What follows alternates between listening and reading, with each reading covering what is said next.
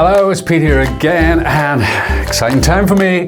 It's Tim Holtz Halloween. Things are about to get spooky, and today I'm going to show you some great techniques on how to make this wonderful centerpiece for your Halloween table.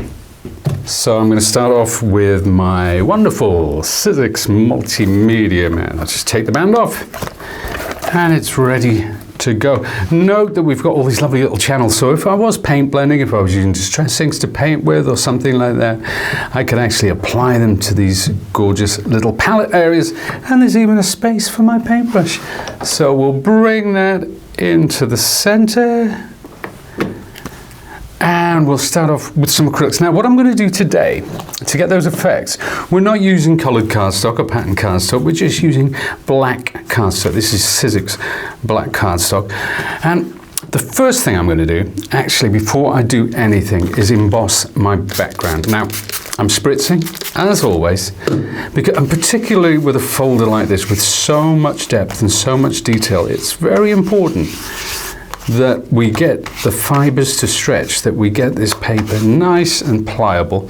And I'm going to be using my Cracked Embossing Folder, and this will give you the look of really cracked and weathered painted wood. So just bring in my big shot, which I'm using today. So I'm using a 3D embossing folder. That means one plate and just the base of the platform. And we'll feed that through. Now, with the 3D embossing folder, we do like to say, run it through at least twice. So I'll bring that to the end, and then we'll send it back through again. There, that should be perfect. Now, the reason I'm doing this at the outset, I'm not going to work on this right now. I hope you can pick up the detail in that. If not, the paint is going to bring it to life when I add the detail. But that's my Cracked Embossing Folder. Let's just leave that to one side. And sometimes what I like to do as well with an embossing folder, because it's wet, I like to leave it under a cutting plate like that. So that's how I know that it's going to dry completely flat. Because if I take a heat tool to it, for example, it will start to warp. That's natural. You can put it under something afterwards and it will level out, but that's just the way I do it. So a little tip there.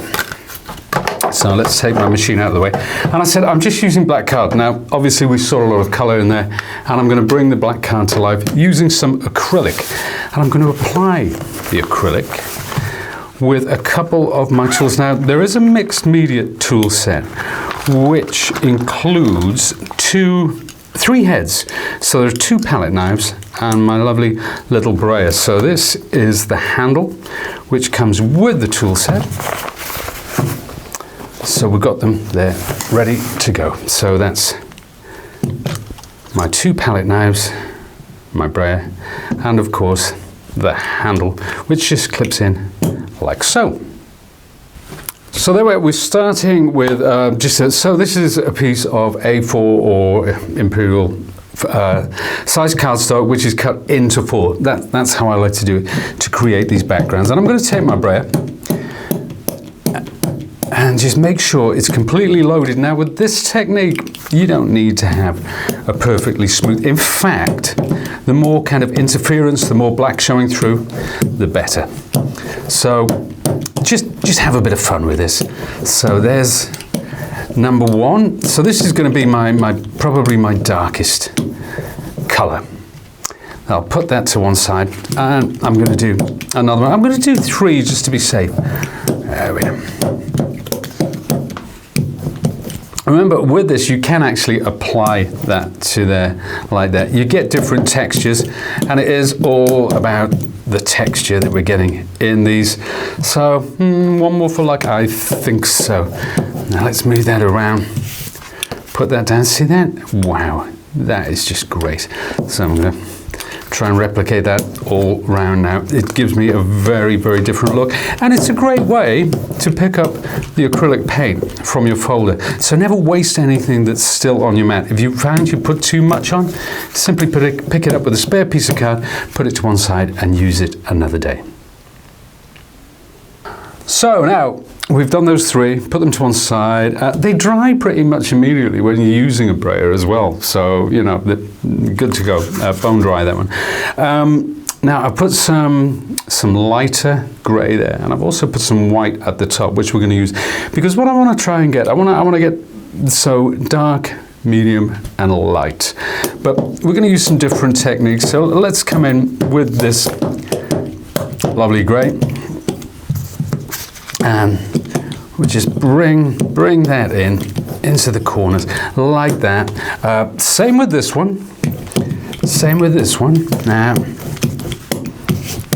there we are. That's good to go. But you see, these two are looking kind of the same now. Let me roll some of this out here because I can spritz that with a little bit of water. And this is where I will switch to my palette knife. So, and with this toolkit, it is that easy. So let's spread some of this out like so and try and pick some up. So we're getting a different kind of look there. So we're going away from the brayer and we're actually smooching. So we're dipping that into the acrylic like so. That one will take a little longer to dry, not long at all really. So we'll do the same with this one. There, oh look at that, fantastic. So this one is going to be my lighter one. So I'm applying some white now. And you can see, if you've not used mixed media techniques before, if it's something, you know, maybe you're thinking, well, sometimes they can look a bit advanced. Sometimes you see the project and you think, I can't do that. But it's so easy, just give it a go. What's the worst thing that can happen? You know what? Just turn it over and start again if it goes wrong. So there we go. We'll dab that into the white like so.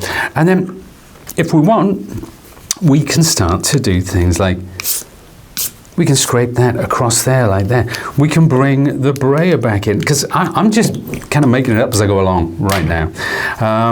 So this lovely white. Let's spritz that. Let's pick some more bits up, and you can see I'm interchanging between the toolkit heads like it's second nature. It's a lot of fun. So let's get. So I'm picking this up with the palette knife, and I'm just flicking it. So I got it to a creamy consistency. And I'm bringing that in there like that. We'll get some more white. So I'm just scraping that down there. And you can see, it looks a bit of a mess. But when you die cut it, oh my word, it really, really comes to the fore. So there we are. We'll get that all in there. I'm going to do, so you can see now the difference between those two. That one's much lighter. Yeah, one for luck. So let's get a little bit, few specks on there, little bit of white, breaks up the monotony of it somewhat.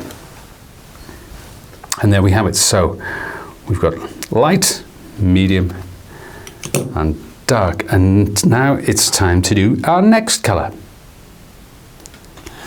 So there we go. We're all ready to die cut now. We've got the three grays, the dark, medium and light, and we've got our three kind of oranges, very sort of rusty browns there. Again, dark, medium and light. We could go lighter still, we could go darker. It's entirely up to you, but I like to have options, and even if I don't use all of these this time, I will be using, I put these in a box that's a bit of a stash for me, and it will be used at some point in the future.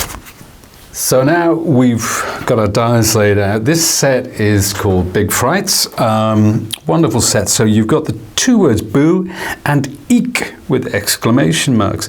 And each one has an internal die which cuts the word, and there's a border die that you can set it against a different color. There are also some detail dies. There's a skull, there's the crossbones, we've got some bats, we've got a wonderful moon, and they're all designed in a paper cut fashion. This is one of the styles that I particularly like from Tim. And we've got this lovely spider which can be dangling down from any one of the words. So we're going to start off with die cutting. I'm going to use boo, and I think, yeah, I'm going to go with the skull and crossbones for this one. So let's just sweep the others to one side. Now, for the word, I think I'm going to go with this one, the word itself. So. And let's have a look here. Let's try and see which is the best contrast. Remember, I'm only using one of each of these.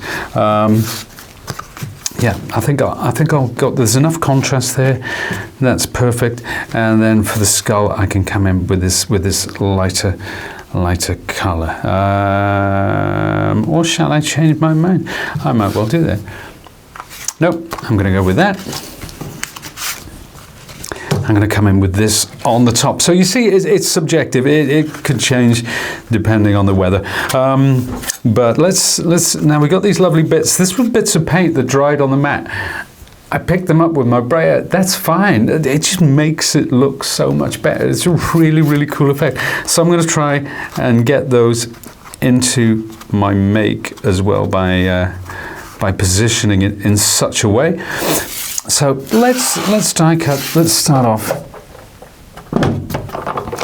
by die cutting the word boo. Of course, these are Thinlit dies, and they're one of several sets. If you go to the website, you see all of the other dies and embossing folders. There are some wonderful ones in Tim's Halloween collection for this year. So we'll take that away. We'll pop out the center bits. There we are, and just pop that to one side for a second. Then I'll take the background. So let's find, you can always move this around to where you've got areas of high contrast, something that's going to work for you. And then we'll wind that one through. Now, you see, when I showed you the project at the beginning, this is the negative. So I've gone with the brown on top of the grey. The other one was grey on top of the brown, but it doesn't really matter, and that's what we're trying to show here. So I'll just take my die pick. There we are. We'll pop that out. Simply lift it away once you've got one corner. And there's the word. So you can drop that on top of there. You can use 3D foam pads if you want to get some dimension, but we'll just pop that to one side for a second and we'll cut the skull. Now, there's all sorts of places here which I could choose. I'm going to try and get some strong contrast. I like that area. And for the bones, we'll pop those there. So, as I said before, these you will keep them. You will keep a stash of them. Nothing goes to waste. I always work on this size of card because I know that I can dip into that box again. I don't have to get my acrylics out, my media mat. I've already got them stashed away. In fact, when I was preparing projects for the Halloween release, I spent half a day just making these backgrounds using both acrylics and distress inks and distress oxides. There we are. So there's one of the bones. See that wonderful contrast? Here's the other one, so we'll pop out all those bits of detail. There's our skull. Wow, holy moly, that is cool. And then finally, the third. So we'll put those to one side just for a second, and then we'll take a look at our embossing folder, which should now be dry. So now it's time to go back to our embossing folder. Remember, we let this dry and we wanted it to dry flat. It's quite important that it is bone dry before you start working on it. And to apply color to this, I'm using a combination of a foam roller and also my brayer. But we're going to start off with the foam roller, and you can see I'm picking this up, making sure for this technique it doesn't have to be completely soaked in, because I'm going over that and I'm adding it gradually. The reason I use a foam roller rather than brayer is it gets in some, not all, but some of these surface cracks. And see how, now before when I said about how it's hard to see the black, now suddenly, boom, it's all coming to the fore. We can see all that detail. I mean, it's quite incredible. It's not one of those repeat patterns. Every single part of this is different. Every single bit. It's quite some piece of work. It really is. But there we are. So there's the dark grey, and that's the grey. It's the same grey that we used for our backgrounds before. So we want to get this all over where possible. Always start off with less. I always start off with less because I can always add more, and you don't want too much on the foam roller. Now next, I'm bringing in this lighter blue. So we're getting some of that on, but we're not going to go as heavy. We're not going to go as heavy with this one. There we are. You see, I'm going on light, and I'm going to leave it towards the bottom, so I'm going to go heavy at the top and kind of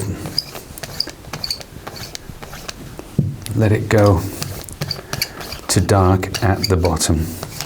So we can work both ways with this, doesn't really matter. So see, bringing in that secondary colour, getting that lovely contrast, a bit more across the top here. Starting to pick up now. Now I am going to bring the brayer in at some point, and it doesn't matter if I work on this wet. It's really not that important. Okay, so we've got that nice contrast working there.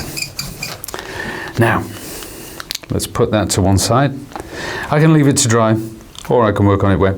Doesn't matter, but the thing is about these acrylics, you're putting them on so thin, so in 2 minutes that's going to be bone dry. Now it's time to come back in with my trusty brayer. I haven't cleaned this since the last time. It doesn't really matter. I only ever clean it right at the end. And of course it comes straight off. So I've got some pale grey here. The difference between what happens with a brayer and a foam roller is quite dramatic. I just want this to lie on the top like that. And can you see how it's kind of broken up as well? It's not completely covering. It's a really cool effect. There we are. And again, there's just a touch at the bottom, but concentrating mainly on this top part. Again, working from side to side, forward and back. But you can see there are pockets there where the blue is showing through. We've got that grey underneath, and it's really starting to pick up with the contrast there. So that's that done. And I'm going to take this lovely sponge. It's just a sea sponge. I'm going to spritz it to soften it. I don't want to soak it, just to soften it. I've got this lovely brown colour here, which I'm really going to water down. So I want this to be almost like a stain. So it's having a little bit of interference, just making it look a touch more interesting. And well, this is what you'd get from weathered wood. So there we are. You could use a yellow, you could use an orange, whatever you want. But that is just sort of taking it back. And that's a really cool background. So imagine that started off as black about 5 minutes ago. And with a few simple techniques, we've got this gorgeous texture. Now, of course, there are so many. Here's some that I did earlier. So there's a bit of green in the top there as well. That's just using the two greys. And then this one, well, there's all sorts going on there. There's some light buttermilk color as well, the greys and the dark. And this one just with some ochres and some rusty browns. Tons more. These are just the ones that I did for some projects earlier. There's a lot more you could do that. And notice this line that runs down the middle. That's almost like it's two separate planks. So you can cut this in half and use it on your project like so. And it's really effective, really effective when you cut this into different strips and using them as backgrounds.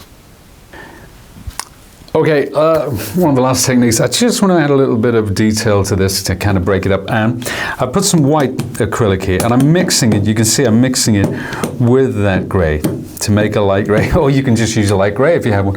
But it's so much more fun that way. And we're taking a rubber stamp. This is from one of Tim's collection. And I'm just picking up some of that acrylic. And we're going to put it across there. How delicate is that for acrylic? I mean, that is something else, isn't it? So there we are, a bit more in the top there. And we'll pick some more up and we'll do it on this part of the background. So when white stamping ink, it's kind of okay, but you get more of an effect with using acrylic. It's, you know, you could go completely stark white or black at the other end of the spectrum as well. You can even apply this with your brayer. It's entirely up to you, but just play around with these things. And then I'm going to pop that in water back there with my roller and my brayer, so they're going to soak away.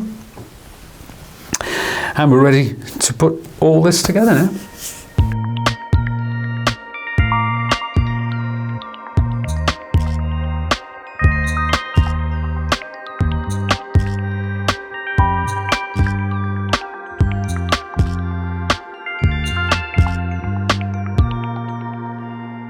So, pop it on. Again, there were 3 strips of the foam tape there just to give it that extra bit of boost, just to let the light and shadow play on that. And there you go, simple. Wow, there you go. I do hope you enjoyed that. It was a lot of fun for me. It always is. This is the original piece. Now, look at the difference. Look at the difference. It's going to be different every time. It's going to be different. This one is brown on grey. That one is grey on brown. So we use some different tones, slightly different oranges underneath, different colours coming in all the time. If you're wondering about the frame, I'm going to show you the back. It's a cheap plastic frame from a certain Scandinavian store. And you know, you can use the techniques, you can use your acrylics, you can use all those wonderful things to get this kind of effect. So easy. Now the embossing folder is cracked. It's one of 3 from Tim's Halloween collection, and the die set, well, that's called Big Frights, and obviously Frights plural. You're getting 2, so you're getting the eek as well. So that's how those guys turn out. You can have so much fun with this collection. But if you want to find out more from Sizzix, then check out all the usual places: Instagram, Facebook, you know, our YouTube channel. There'll be lots of content telling you how to get the best out of all your new folders and dies. Thank you very much for joining me today. I've been Pete, and I'll see you again soon.